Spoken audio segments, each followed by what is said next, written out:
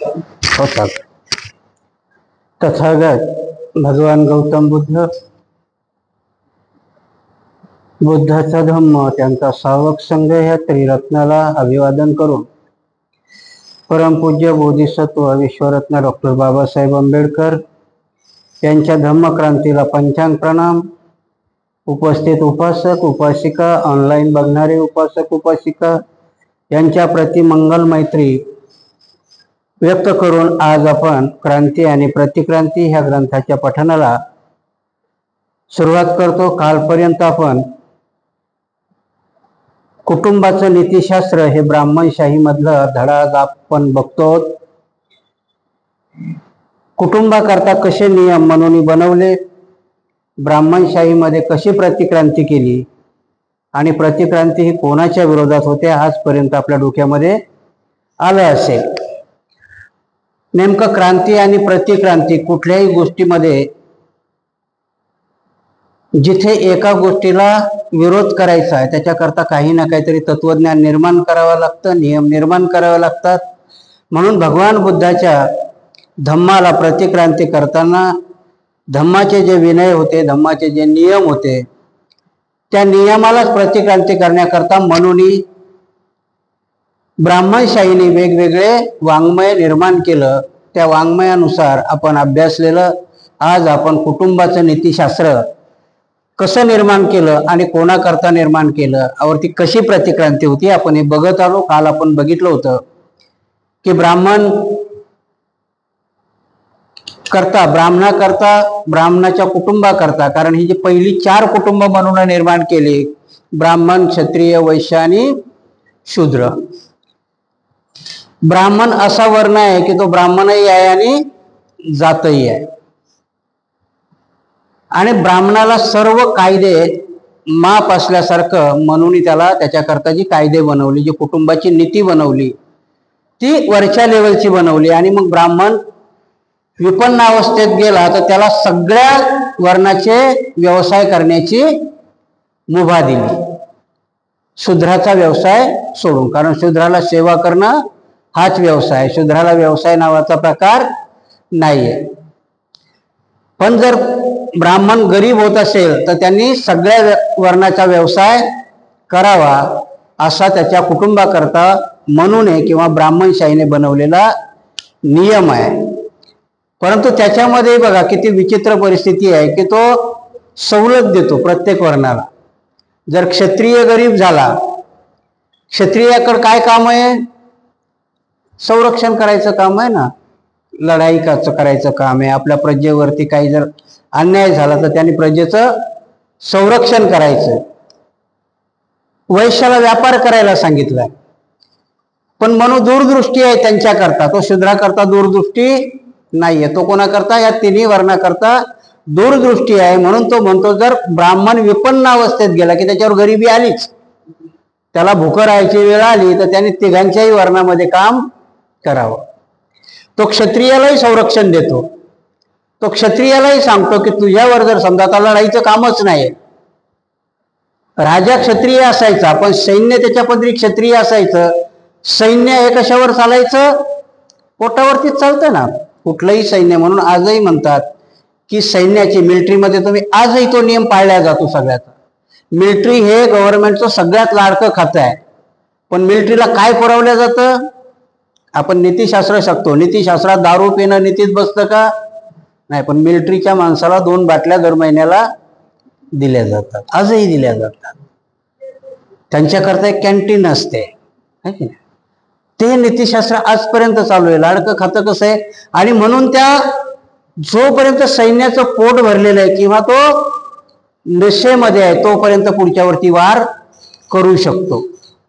पण नीतिशास्त्रामध्ये आपलं आणि परक म्हटल्याला त्याला कळायला पाहिजे। आणि म्हणून इथे घटनेमध्ये बाबासाहेबांनी 2 विभाग केले संरक्षणाचे। म्हणून काय केलं होतं? म्हणून प्युअरली क्षत्रियाला सांगितलं आणि सगळे लाड पुरवले त्याच्यावाले की तू हे काम करायचं। बाबासाहेब घटनेमध्ये आणताना आज परत एक आपण गोंधळ करतो नेहमीच, बाबासाहेब हे घटनेचे आर्किटेक्ट आहेत। आर्किटेक्टचा अर्थ काय असतं? आर्किटेक्ट काय बनवतो? बिल्डिंगचा आराखडा बनवतो फक्त तो। आणि त्या आराखड्यामध्ये बरोबर तो सांगत असतो की जिना इथून गेलं पाहिजे, जिन्याच्या बाजूला लिफ्ट असली पाहिजे, पहिल्या माळ्यावरती ही व्यवस्था असली पाहिजे, पार्किंगचं कसं असलं पाहिजे. बाबासाहेब असेच घटनेचे आर्किटेक्ट आहेत म्हणजे बाबासाहेबांनी कलम जी निर्धारित करून दिली की त्याच्या खाली तुम्ही कायदे बनवले पाहिजे. म्हणून काय केलं होतं, कुटुंबाचं नीतीशास्त्र करताना क्षत्रियाला केलं. म्हणून बाबासाहेबांनी क्षत्रियाच्या वर्णामध्ये मिलिटरीला सीमा दिल्या आणि अंतर्गत संरक्षण पोलिसाला दिलं. मिलिटरी ही अंतर्गत संरक्षणाकरता वापरता येत नाही.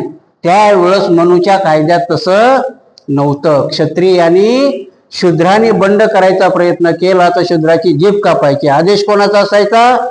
बामणाचा. काम कोण करायचा? क्षत्रिय. म्हणून तपश्चर्या करणारा शंभुकाचा वध रामाने केला. राम हा कोण होता? क्षत्रिय होता. आणि आज्ञा करणारा कोण होता? तर ब्राह्मण होता. त्याचप्रमाणे की क्षत्रियावर जर समजा वेळ झाला तर युद्धच नाही तर मग सैन्याला पगार मिळेल का? मग तो मनू काय सांगतो की मग त्या वेळेस या क्षत्रियानं वैश्याचं काम केलं तरी चालतं, शेती केली तर. म्हणून आजच्या मराठ्याकडे शेती काय आहे? मजबुरीत गेलेली ती शेती आहे. आजपर्यंत इथे का शेती त्यांच्याकडे आणि शूद्राकडे आजही का शेती नाही? कारण तोच आहे. कारण पूर्वापार चालत आलेला धंदा आजही बाबासाहेबांनी तुम्हाला कितीही करून दिलं तरी आजही आपल्याकडे कोणी जमीनदार झालाय का? नाही झाला. कारण त्या वेळेच्या वैश्याला दिलेली परमिशन वैश्याचं काम करण्याचं शूद्रांनी शेत्या केल्या. वैश्यालाही सांगितलं की वेळ अवेळी आली तर तू शूद्राचं काम करायचं. आता शूद्र आपण बाकी सगळे लोक महारामांगाला शूद्र समजतात. महारमांग शूद्र नाही आहेत. महारमांग हे अवर्ण आहेत, अस्पृश्य म्हटलं त्यांना. शूद्र कोण आहेत मग? धनगर, कुंभार ही लोक शूद्र आहेत. मग वैश्य कोण होता? व्यापारी होता. जर त्याच्यावर उपासमारीची वेळ आली मग त्यानं मेंढ्या बी पाळल्या तर चालतील. म्हणजे त्याला शूद्राच्या कामामध्ये हस्तक्षेप करण्याचा अधिकार दिला. पण म्हणून इथे परत त्याला प्रोटेक्ट करतो. तो म्हणतो कधीपर्यंत करायचं त्यांनी? जर त्याला चांगला पैसा मिळाला तर मग मात्र ते बार बार करत बसायचं नाही, त्यांनी रिव्हर्स यायचं.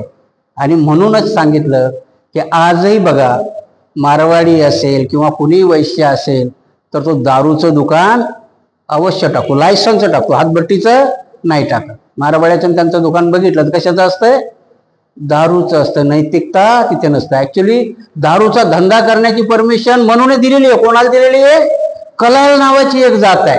तुम्हाला माहिती आहे की नाही माहिती नाही. काय म्हणतात? कलाल नावाची एक जात आहे, त्याला दारूचा धंदा करायची परमिशन कोणी दिलेली आहे? मनूनी. आणि म्हणून ती दारू काय म्हणते? मी कलालाची पोरगी आहे. दारू काय म्हणते बघा, प्रकार बी तसा असतो. ती म्हणते मी कलालाची पोरगी आहे, माझ्या नादी लागायचं तर तेवढ्या पुरताच लाग, जास्त लागला तर तुला बेइज्जत केल्याशिवाय सोडणार नाही. मग जास्त दारू प्याला तर लोळतो का नाही गटारा बिटारा? ते कलालीच्या पोरीचं काम आहे. आणि म्हणून दारूचा धंदा करायला कलालाला सांगितलं. परंतु जर वैश्य अडचणीत येत असेल तर मग मात्र त्याला तो धंदा करायला सांगितला. पण कुठपर्यंत? जर तुझी फायनान्शियल पोझिशन चांगली होत असेल तर परत तू तुझ्या वर्णाचाच धंदा करायचा. असंच एक उदाहरण आहे की एका 72चा दुष्काळ पडलेला आहे आणि 72च्या दुष्काळात तुमचा आता कोणीही नसेल. मी छोटासा लहान होतो तेव्हा मला कळतो तो 72चा दुष्काळ, की 72च्या दुष्काळामध्ये आपल्या पदरी असलेली जनावरं पण लोकांनी सोडून दिली होती. कारण प्यायलाही पाणी नव्हतं आणि त्यांना चाराही नव्हता. आणि ज्यांच्याकडे 100-100 एकर शेती होती त्यांचेही हाल झाले होते. असा 100 एकराचा एक धनी आणि त्या गावातला एक मातंग, दोघही जण मुंबईला गेले. कारण मुंबई नगरी काय होती? पोट भराय करता कुठलाही उद्योग तिथे करून माणूस पोट भरतो. असं म्हणणं आहे की मुंबईत जाऊन जो माणूस उपाशी राहतो तो जगाच्या पाठीवर कुठंही कामधंदा करू शकत नाही. कारण मुंबईत माती विकून पण पोट भरल्या जातं, कागद वेचून पण करोडपती होता येतं. म्हणून त्या मुंबईला हे दोघं जण गेले. 100 एकर जमीन असणारा आणि मातंग सडापटिंग, काय जन्माचीच दरिद्री आहे त्याच्याकडे, त्याला कशा झालं? ते दोघं तिकडे गेले. आता मुंबईत गेल्यावर जात विसरली ना. बाबासाहेबांनी का सांगितलं होतं खेडे सोडा आणि शहरात जा? कारण शहरात शक्यतो तुमची जात लवकर ओळखायला येत नाही, कारण तिथे तुम्ही थोडेसे फ्री होता. काम करू शकता. म्हणून बाबासाहेबांनी मंत्र दिला होता की तुम्ही शहरात जा. आजही आपली प्रगती शहरात आले म्हणूनच आहे. खेड्यात जे राहिले त्यांची प्रगती नाही. असे दोघं त्या मुंबईला गेले. करायचं काय, मांगाला काही प्रॉब्लेम नव्हता, काही काम करू शकत होता ना तो. नाक्यावर उभा राहिला, काम सुरू. पाटलाला प्रॉब्लेम व्हायचा, कारण किती जरी झालं की आजही जर समजा तुम्हाला सांगितलं गावात जाऊन टोपलं उचला, तर इकडं तिकडं बघाल की नाही, शिकलेला आहे, अंगावर इस्त्रीचे कपडे आहेत, कसं करू. त्या पाटलाला थोडा वेळ होतं, मग मांगानेच सल्ला दिला, म्हणजे तुम्हाला नाही जमणार, एक काम करा, रेल्वे स्टेशनवर बुटपॉलिशचा धंदा सुरू करा. पाटलाला वाटलं बरं आहे, ते नुसता हात हलवायचा आहे. 2 पैसे भेटायलाही लागले चांगले दुष्काळाचे.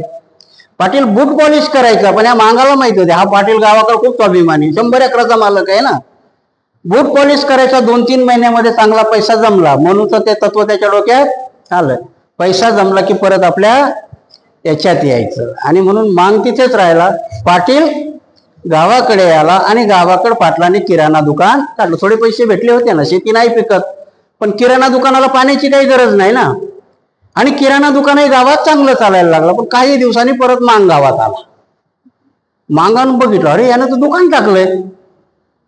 मग मांग त्याच्या दुकानावर यायचा, हळूच त्याच्या कानात म्हणायचा, तुम्ही काय केलंय मुंबईला मी गावात सांगेन. आता याला अडचण झाली.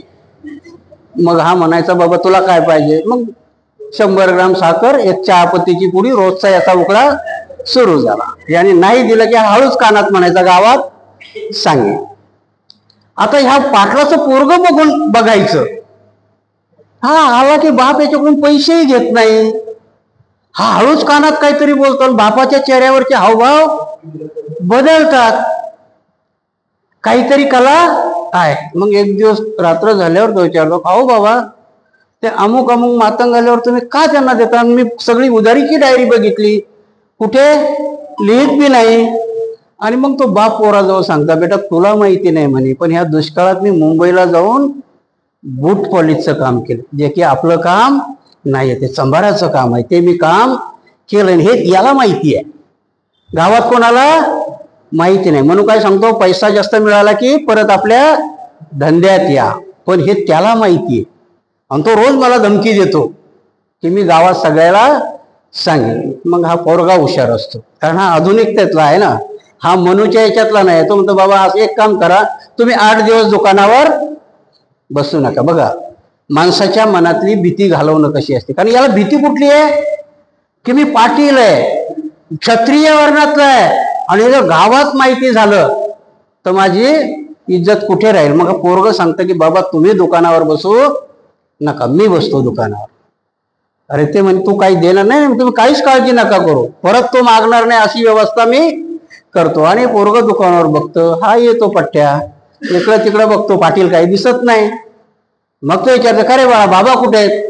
म्हणजे काय पाहिजे तुम्हाला. बाबा गेले गावाला. म्हणजे तुम्हाला काय पाहिजे. नाही नाही म्हणे, बाबाला विचार जरा, मला सामान पाहिजे. ठीक आहे ना, पैसे द्या, देतो तुम्हाला सामान. नाही नाही बाबा गेले म्हणे, आता दुकान माझ्या हवाली केलंय. नाही म्हणे, मला बाबा रोज फुकट द्या. मग बाबा देत असतील, तुम्हाला माहित नाही का म्हणे, माझ्या बापाने मुंबईला बूट पॉलिश करून पैसे कमवलेत, फुकट नाही आले पैसे. हे बघत बसला. मग कोणी ज्याची भीती घालायला सांगतो, हा राज रोज सांगायला लागला.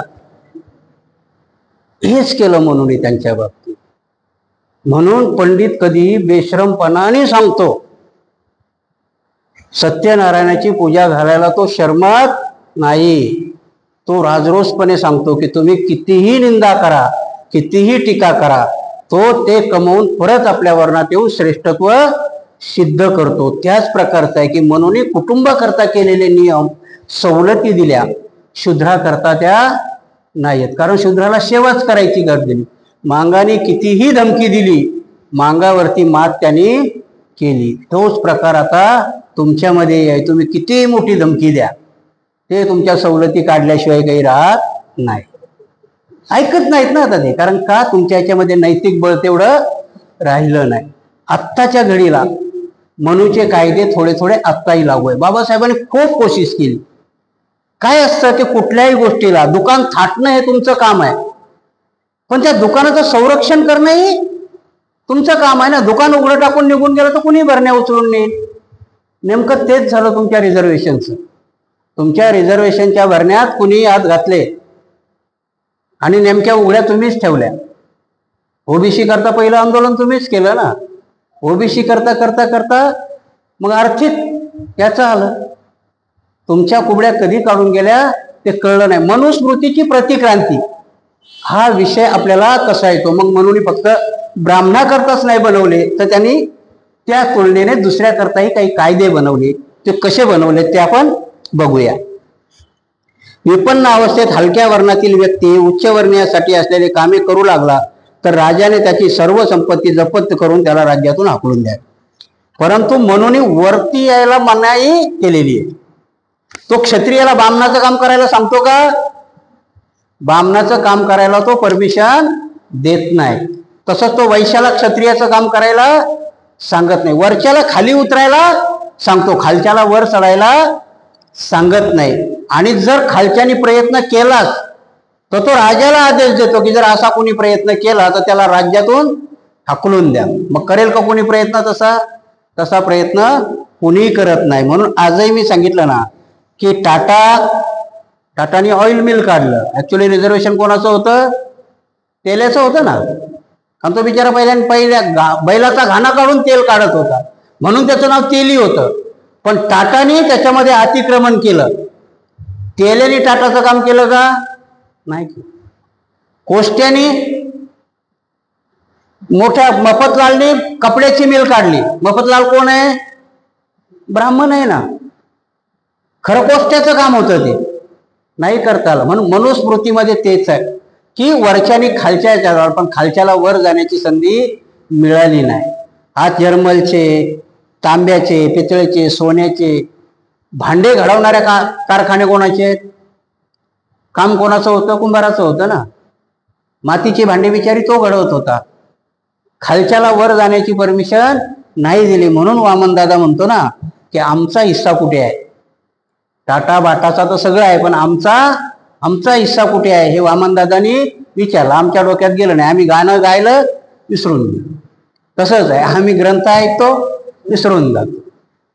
प्रबोधनाच्या साधनेने कितीही काही केलं, मातंगाला शूद्राला याच्यामध्ये कशी सवलत दिली? हसण्यावारी सवलत देत होतो. काय सांगतो तो शूद्राला? शूद्र जर उपाशीच पडायला लागला तर शूद्राला कुठलं काम करायला सांगतो तो? आजही तुम्ही शूद्राच्या जाती बघा. मांग गावाकडे वेत येतात ना, त्याला आमच्याकडे काटी कोराटी म्हणतात. त्या कोराट्याच्या टोपल्या, त्याला डाल किंवा कणग्या म्हणतात निन्ना. जर जास्तच उत्पन्न आवश्यक गेलं तर मांगाने ते करावं. आताही तुमचे झाडू आणि हे कोण बनवतंय? झाडू बिडू येतात की नाही ते बनवावे. वडाराला काय सांगितलं? तू पाटा आणि वरवंटा बनव दगडाचा. जास्तच विपन्न अवस्थेत गेले तर शूद्राला ही कामं करायला सांगितले, पण तो हातात शस्त्र घेऊन लढायचं नाही. दगडाचा पाटा आणि वरवंटा बनव. मांगाला सांगितलं तू डाले टोपल्या बनव.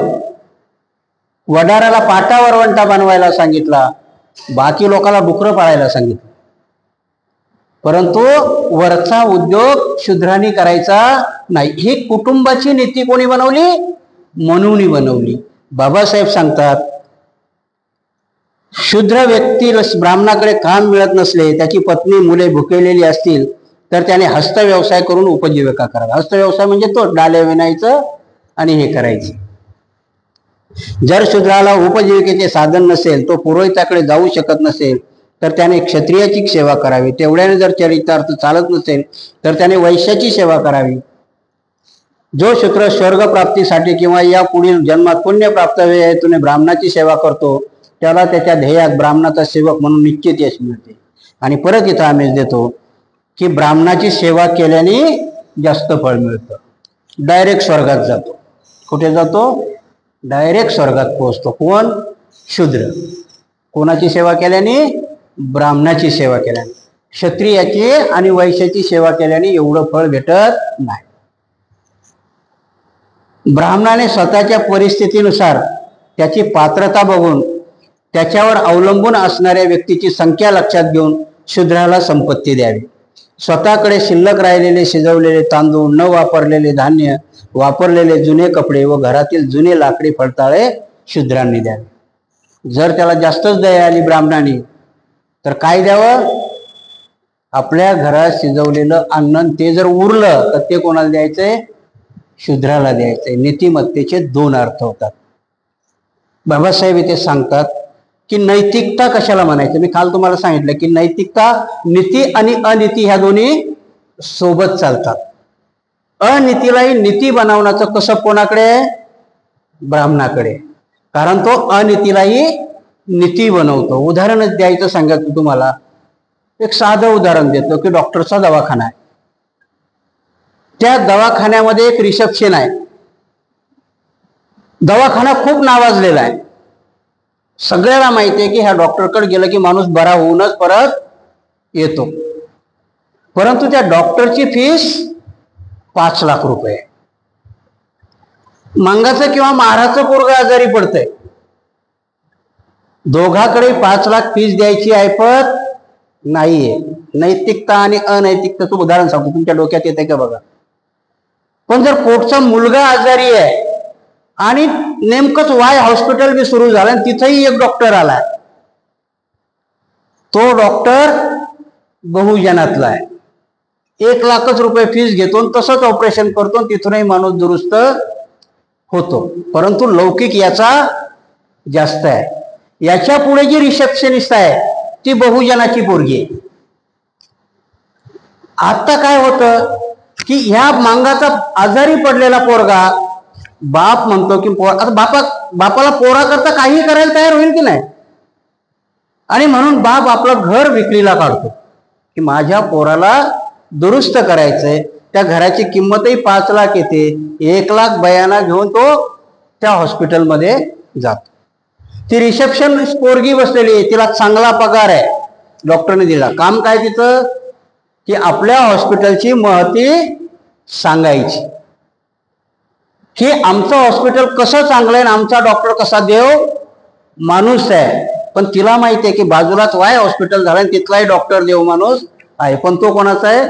बहुजनाचा आहे. ही बहुजन आहे. हिचा डॉक्टर मात्र उच्चवर्णीय आहे. तो उच्चवर्णीय डॉक्टर हिला पगार चांगला देतो. आणि जेव्हा हा बाप तिथे जातो, 1 लाख रुपये घेऊन जातो ऍडव्हान्स करायला, आणि मग त्या पोरीला म्हणतो, बघ बेटा, तुझ्या एवढाच माझा पोरगा आहे, खूप आजारी आहे, पण इमानदारी सांग, लोक सांगतात मला त्या वाईच्या हॉस्पिटलमध्ये घेऊन जाय, तिथलाही डॉक्टर हुशार आहे. तुमच्याकडे 5 लाख रुपये फीस आहे, त्यांच्याकडं 1 लाख आहे. पण मी कुठलाही चान्स घेऊ इच्छित नाही, कारण मला माझा पोरगा दुरुस्त करायचा. मी 5 लाख रुपये द्यायला तयार आहे, पण बेटा तू माझ्या पोरासारखी आहे, तू इमानदारीच सांग, मी इथंच करू का तिथे जाऊ.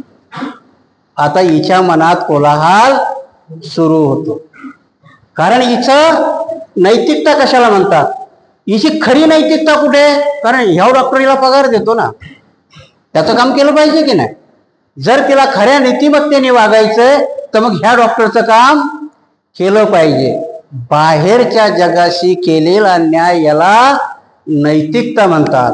पण अंतर्मनाचा आवाज दिला ऐकलेला जो म्हणतात त्याला मोरॅलिटी. मोरॅलिटीला काय शब्द वापरता येईल? नैतिकतेच्या आत दडलेलं तुमचं साध्य. कारण हिचा आतला आवाज काय सांगतो की 1 लाख रुपयात हिचं पोरगं दुरुस्त होणार आहे. आणि मग इथे जी खळबळ होते त्या नैतिकतेला खरी धम्माची नैतिकता म्हणते. जेव्हा ती बंडखोरी करते आणि त्याला सांगते की बाबा हे 1 लाख रुपयात घर विकू नका, जा त्या, तो बहुजनाचा डॉक्टर आहे, तो तेवढाच हुशार आहे, त्याला धम्मिक नैतिकता म्हणतात. कुठली नैतिकता म्हणतात त्याला? धम्मिक नैतिकता. ही बुद्धांनी सांगितली. बाह्य नैतिकता कोणी सांगितली? म्हणून तर तीही नाही सांगितली. म्हणून तो दोन्ही नैतिकता सोडून अनैतिकतेला नैतिकतेचं स्वरूप देतो. तो शूद्राला शिळ अन्नदान करायला सांगतो. ताजं द्यायचं नाही, घरात असेल तरी शूद्राला जुने कपडे द्यायचे, शूद्राला हे द्यायचं, हा नियम तो बनवतो.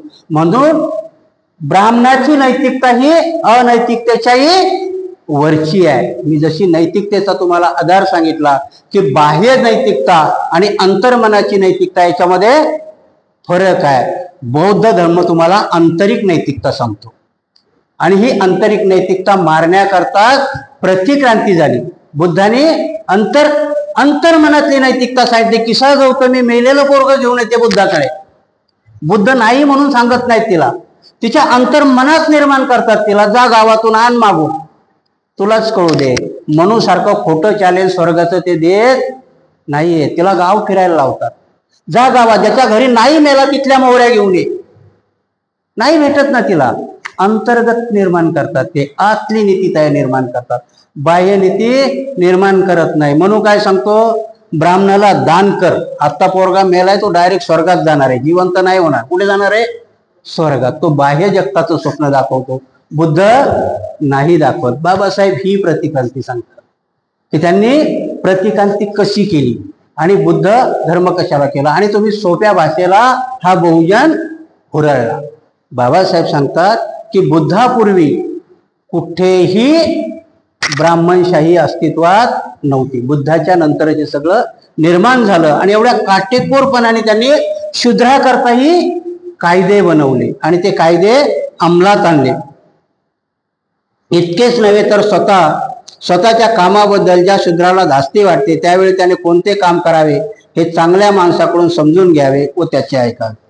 एवढंच नाही, बाबासाहेब इथे अनुवाद मला वाटते थोडासा चुकीचा, धास्ती नाही, इथे जेव्हा शूद्राला कुठेतरी मी करू शकतो ही प्रचिती निर्माण होते तेव्हा मनू काय सांगतो.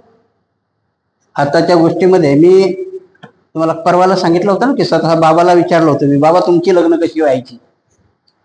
तुम्ही सांगितलं होतं ना की बाबा म्हणायचे आमच्या लग्नात थोडी ब्राह्मण येत होता, कोणाचं तरी लग्न लागलं की मग आमच्या महारवाड्यात आम्ही नवरदेव नवरी बाशिंग बांधून तयार असायचो. त्याने तिकडे साधू म्हटलं की आमच्या इकडे साधू व्हायचे, मंत्रही कळायचा नाही आणि काही कळायचं नाही.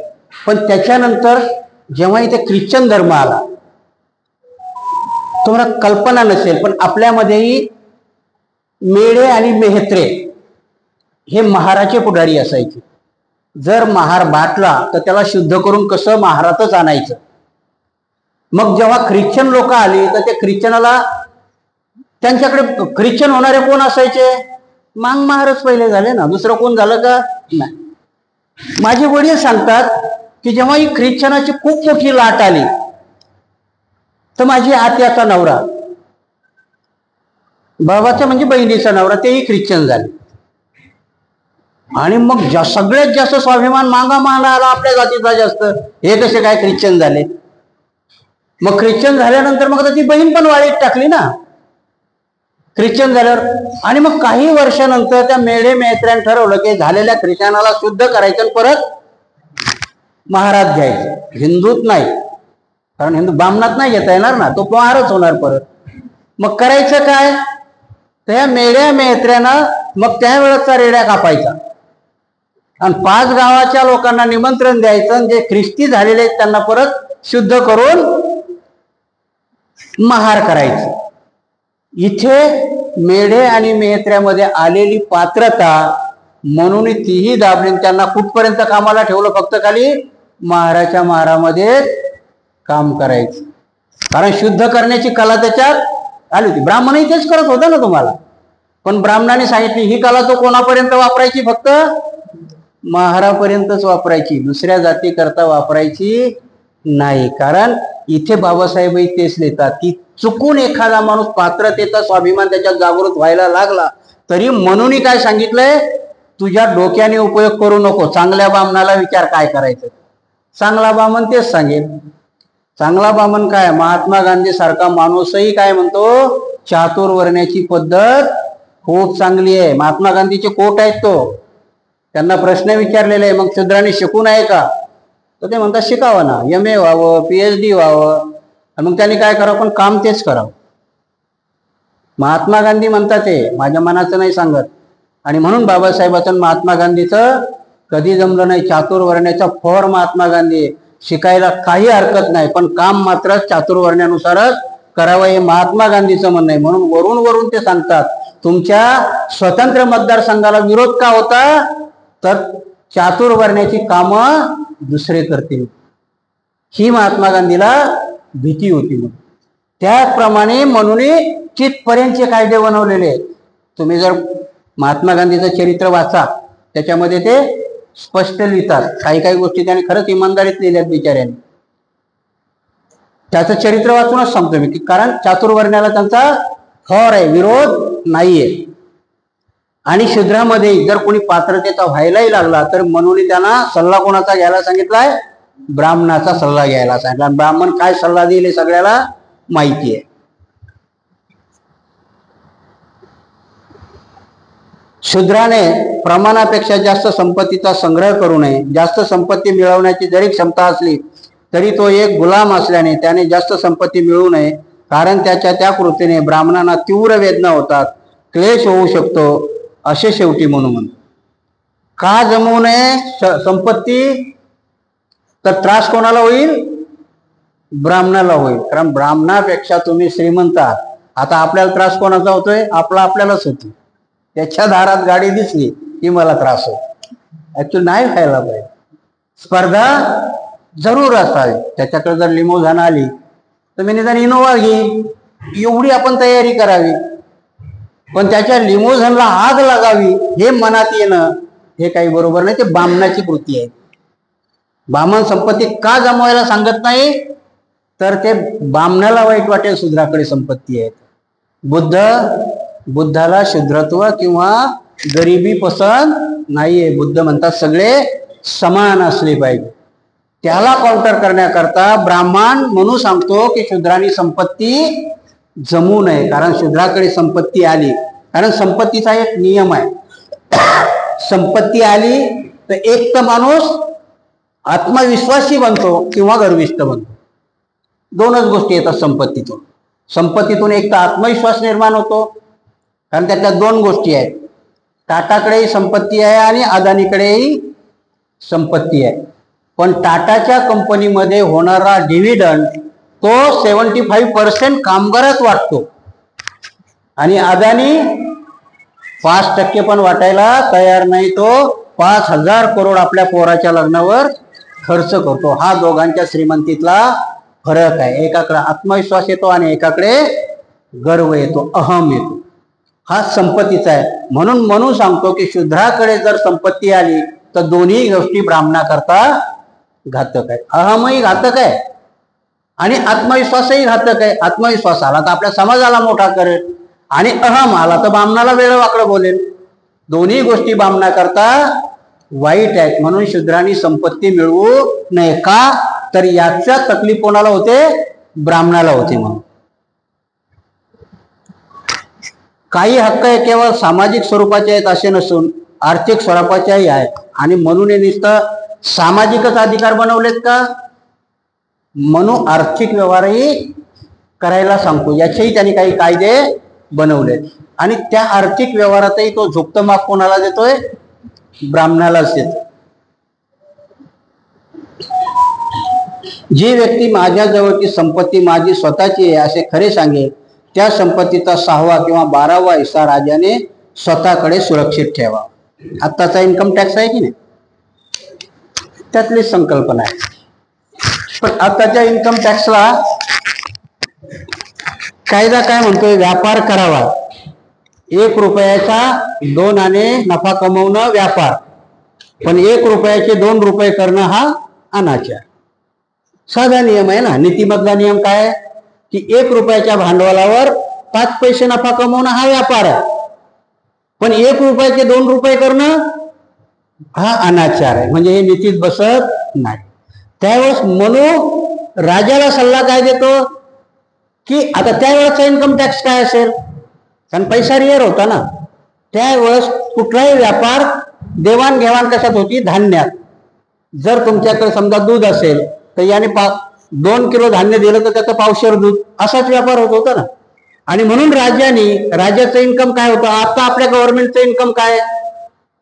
लोकांकडून येणारा कर आहे ना. प्रत्येक करातून राष्ट्राची संपत्ती म्हणजे लोकशाहीमध्ये जी संपत्ती जमा होते ती करातून. राजाकडे महसूल जमा कोणावर होत होता? प्रजेकडूनच. म्हणून तिथे राजाला सांगतो की कोणाकडून कसा कर वसूल करायचा. जी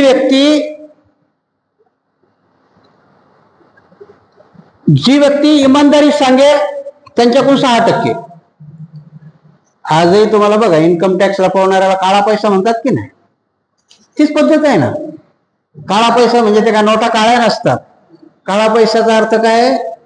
बेहिशोबी, की जो हिशोबात आणलेला नाही, बेहिशोबी बी त्यात बी येतात. तुम्ही म्हणा आम्ही तर रोज हिशोब करतो आमच्या घरी, त्याला हिशोबी म्हणत नाही. हिशोबी कशाला म्हणतात, की जो आपण सरकारला त्याचा कमाईचा आमचा हिस्सा देतो, इन्कम टॅक्स. म्हणजे दरवर्षी तुम्ही आता शिकले सवरलेली लोक आहेत, नेहमी मार्च मध्ये बजेट डिक्लेअर झालं की सगळेजण बघतात ना काय स्लॅब आला आता इन्कम टॅक्सचा. आता 7 लाखापर्यंत फ्री आहे मला वाटते, 7 लाखाच्या पुढे आहे ना हा स्लॅब येतो. तेव्हाही म्हणून काय सांगितलं की जो खरं बोलेल. आताही काळा पैसा काढण्याकरता मोदी साहेबांनी काय सांगितलं होतं, नोटा का बंद केल्या, तर काळा पैसा चलनात येईल म्हणून. काळा पैसा तर चलनात नाही आला, पण तो व्हाईट झाला. तुम्हाला माहिती आहे की नाही माहित नाही, परंतु 60-40चा पॅटर्न होता. आज कोणी सांगणार नाही, मी सांगतो तुम्हाला कसा होता 60-40चा पॅटर्न. ह्या ज्या नोटा छापल्या गेल्या अगोदर, ह्या फक्त काही लोकांना माहिती होत्या.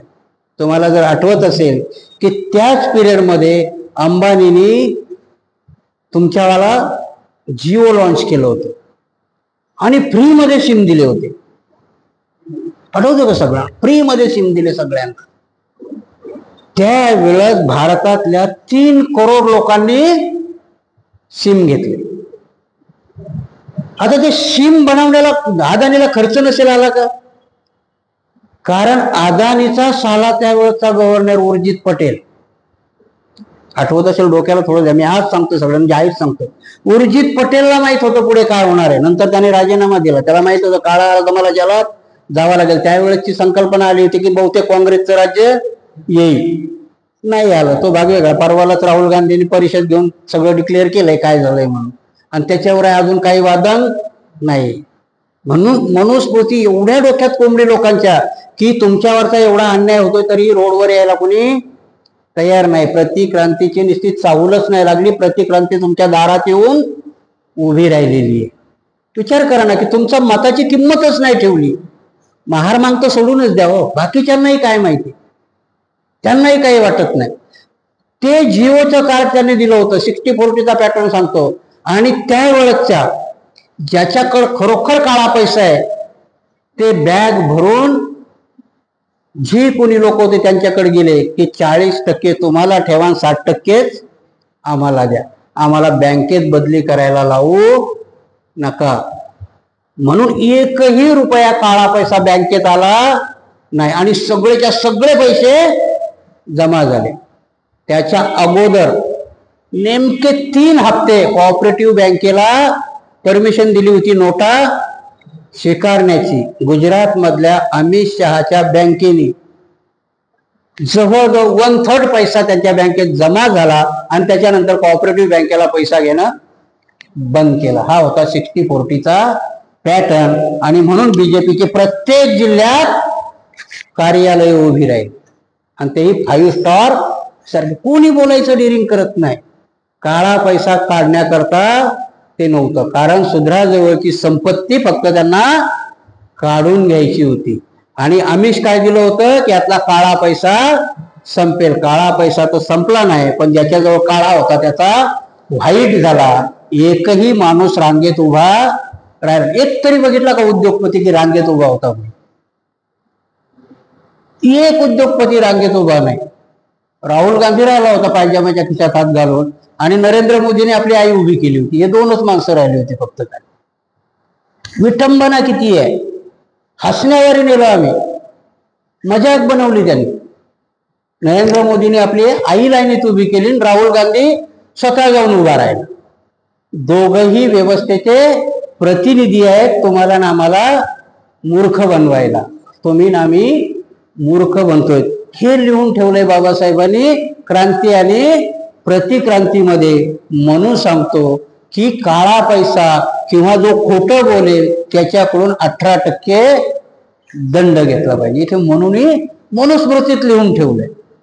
तीच पद्धत आमच्या मोदींनी थोडीशी वेगळ्या पद्धतीने अंमलात आणली. तुम्ही काळा पैसा लपून ठेवला का, त्यातला 40% आम्हाला द्या, 60% तुम्ही खा. आम्हाला कोणी सांगितलंय?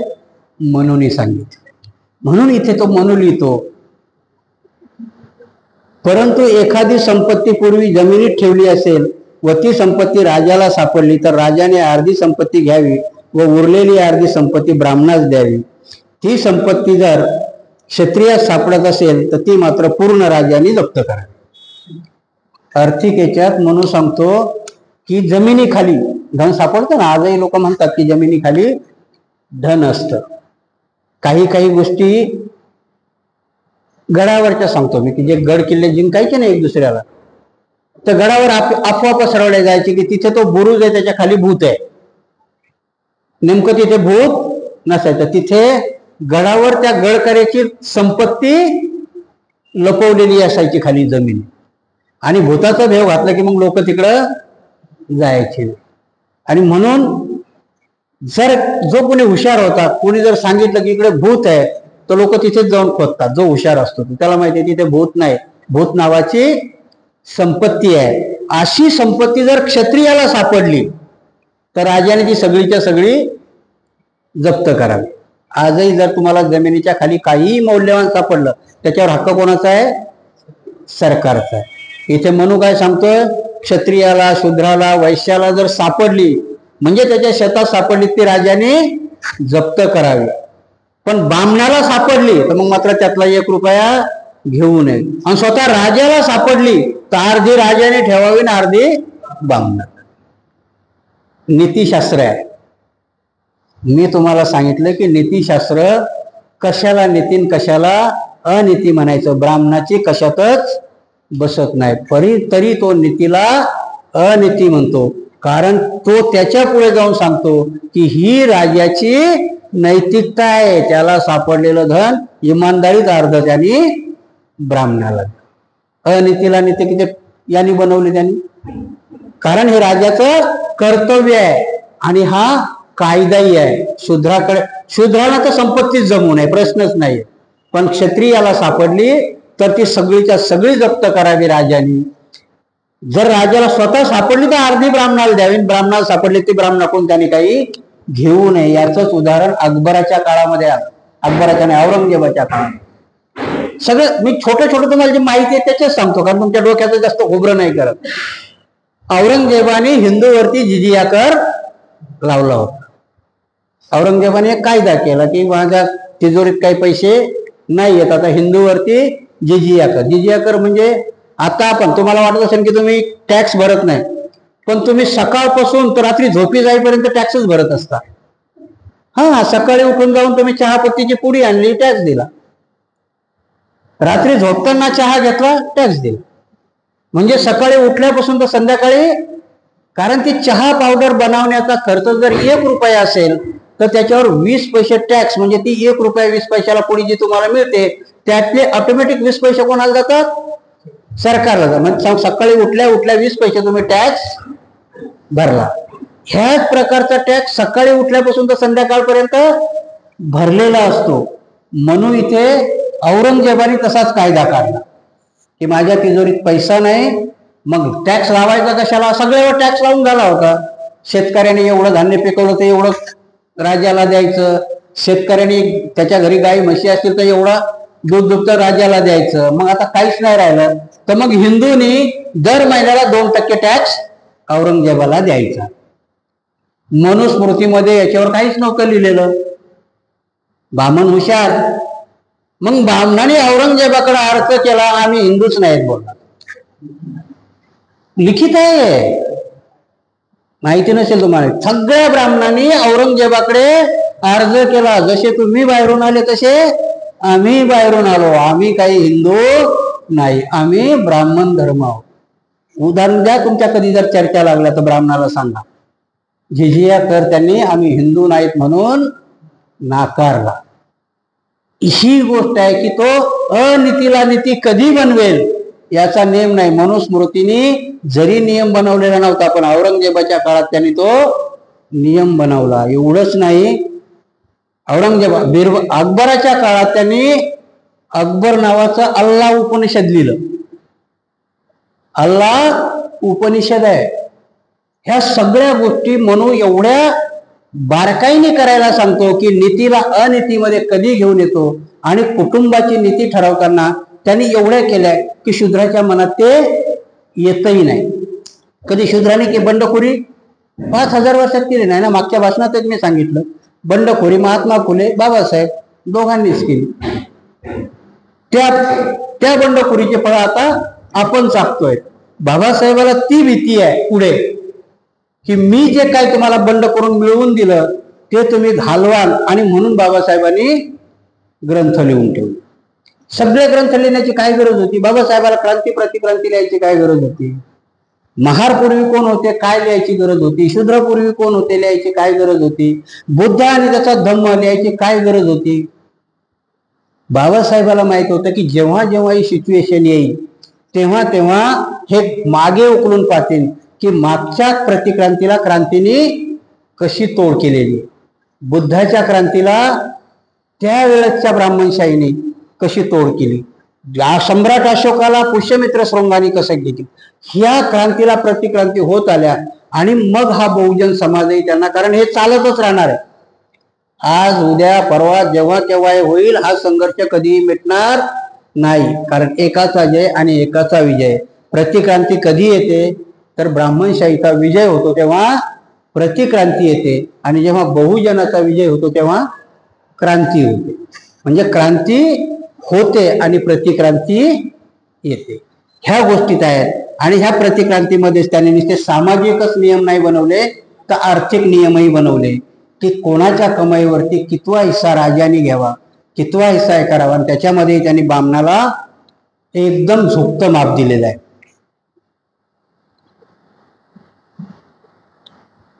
पूर्ण विचारांती राजाने आपल्या अधिकारात अशा प्रकारे कर वसुली करावी व त्याचा मोबदला स्वतःला तसेच व्यापाऱ्यांनाही मिळेल असे करावे. तसेच जंगले, वळू, दूध पिणारी वासरे, मधमाशा, नैसर्गिक संपत्ती हळूहळू साठवीत असतात. राजाने आपल्या अधिकारात त्या संपत्तीपासून आपला वार्षिक महसूल वाढवावा. गुराचे कळप, जवाहिरे, सोने, चांदी, त्यामुळे दरवर्षी भांडवलात वाढ होते. त्यापैकी राजाने 15% भाव घ्यावा. धान्याच्या प्रकारानुसार त्यातील 8वा व 6वा किंवा 12वा हिस्सा घ्यावा व लागवडीसाठी आवश्यक मजूर लावा. आता बघितलं की नाही, 6वा, 8वा आणि 12वा. आताही तुमचा जीएसटी आहे ना, 5%, 6%, 8%. पहिली कर रचना कशी होती? व्हॅट होता. कर रचना तुम्हाला माहित नसेल. आताही तुमचे जे ह्या शहराच्या बाहेर जे नाके आहेत की नाही, नगरपालिका कशी चालत होती तुमची पहिली, की कुठलाही मात त्या नाक्याहून आत आला की तुमची महानगरपालिका त्याच्यावरती कर लावायची, त्याला व्हॅट म्हणायची. आता त्यांनी ते सगळं काढून टाकलं आणि जीएसटी लावला. जीएसटी कुठे जमा होतो? केंद्र सरकारच्या खात्यामध्ये. संकल्पना तीच मनुस्मृतीची होती. काँग्रेस किती बोंबलत काही सांगू, त्यांना हे जाणायचं होतं 8%, 12%, 15% म्हणूनही सांगितलेलं होतं. तेच लागू करायचं होतं. सुटसुटीत टॅक्स बाबासाहेबांनी सांगितला होता. कारण बाबासाहेबाचं खरं, बाबासाहेब पीएचडी कशात आहेत? अर्थशास्त्रामध्ये. बाबासाहेबाला खरं प्लॅनिंग डिपार्टमेंट पाहिजे होतं. बाबासाहेबाला कुठलं दिलं? कायदा मंत्री पद दिलं, प्लॅनिंग डिपार्टमेंट दिलं नाही. कारण बाबासाहेब अर्थशास्त्राचे गाढे अभ्यासक होते, म्हणून त्यांना प्लॅनिंग पाहिजे होतं की भारत आता नेमका उभा राहतोय. जर खरोखर बाबासाहेबांच्या हातात प्लॅनिंग असतं तर ह्या भारताचं चित्र वेगळं झालं असतं.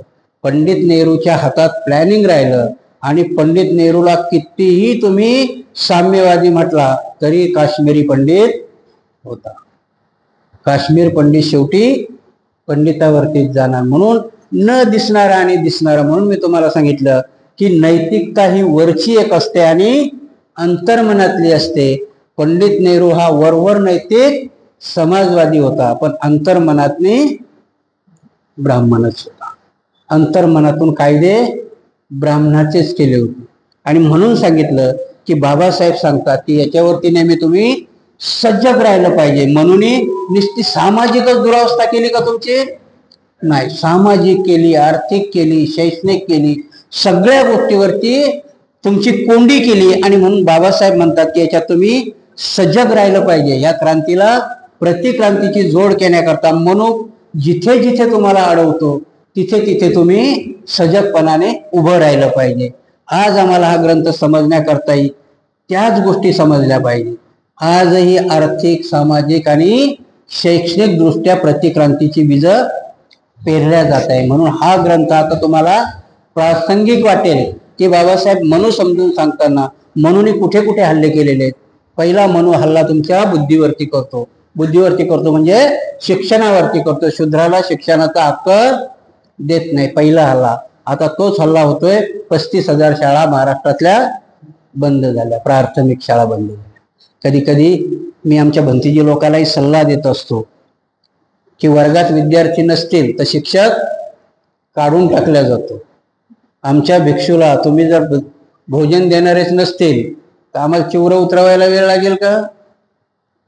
भोजनच देणार नसेल कोणी तर चिवर घालून कशाला किरण बोंबलत भंतीजी? आणि म्हणून ती व्यवस्था ब्रॉडपणाने तुम्ही विचार केला पाहिजे की जशी वर्गातली काही शिक्षण संस्था काय करतात, अटॅच वसतिगृह काढतात ना. कशा करतात की शाळेतल्या तुमच्यावाला तो रेंज कमी होऊ नये. गरीबाची पोरं इथं हॉस्टेलमध्ये राहतील आणि इकडे शिकतील. खरी व्यवस्था कोणा करताय? त्या शिक्षकाची नोकरी जाऊ नये, त्या संस्थेची मान्यता कमी होऊ नये म्हणून. तुमच्या धर्माचंही तसंच आहे ना. जोपर्यंत तुमचा धर्म वाढणार नाही तोपर्यंत आम्हाला कोण विचारणार आहे? आणि जोपर्यंत आम्ही सांगणारे नसेल तोपर्यंत तुम्हाला धर्म कुठे समजणार? ह्या दोन्ही पॉलिसी चालल्या पाहिजे. धर्म म्हणजे कर्मकांड नाहीये. बुद्ध तेच सांगत राहिले. 45 वर्ष थकले ते. बुद्धाने आचरण सांगितलं, व्यवहार सांगितला, व्यापार सांगितलं, काही नाही सांगितलं बुद्धाने. सगळ्या गोष्टी सांगितल्या बुद्धाने. फक्त आम्ही आता बुद्ध जसे बाबासाहेब महारवाड्यात बंद केले तसे बुद्धही आम्ही फक्त खाली गाथेत आणि याच्यात बंदिस्त करण्याचा प्रयत्न केला. बुद्ध तेवढे नाहीयेत. बुद्धाच्या जातक कथा, बुद्धाचं धम्मपद हे एवढं प्रगल्भ आहे की तुम्हाला परिपूर्ण माणूस घडवतात ते. म्हणून बुद्ध जाती जरा मरण जेव्हा दुःख सांगतात तेव्हा त्याच्यातून बाहेर येण्याचा मार्गही सांगतात ना. ह्या गोष्टी आम्हाला कळल्या पाहिजेत. बाबासाहेब बुद्ध जोपर्यंत आम्हाला तिन्ही बाजूने कळणार नाही की शैक्षणिक, आर्थिक आणि सामाजिक बाबतीत आम्हाला जोपर्यंत कळणार नाही तोपर्यंत ना आम्हाला खरा धम्म कळाला ना खरे बाबासाहेब कळाले. हे कळण्याकरता ह्या वर्षावासामध्ये आपण सगळेजण प्रयत्न करूया. अपेक्षा व्यक्त करून आज आपण बहुजनाचे कुटुंबातील कायदे बघितले. अजून पुढचा चॅप्टर बाकीचा आहे, ते पुढे उद्या बघूया.